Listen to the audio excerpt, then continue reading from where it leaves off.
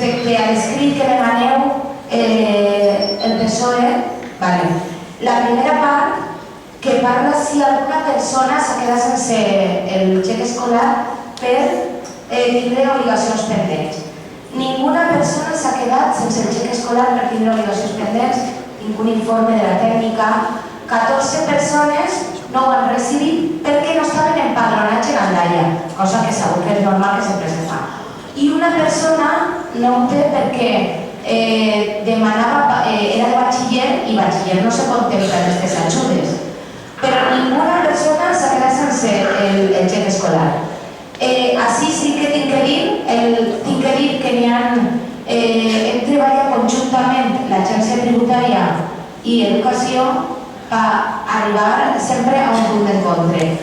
Respecte a això, i contestant-vos també en el segon punt, tinc que dir que també serveis socials està en el tema d'ajudes d'emergència i en altres temes no està permitint que ninguna persona se quede d'Aldaia ni sense llibres ni sense ninguna ajuda que li faci falta. O sigui que estem en comunicació les tres conselleries, la de l'Agència Tributària, la de Serveis Socials i la nostra.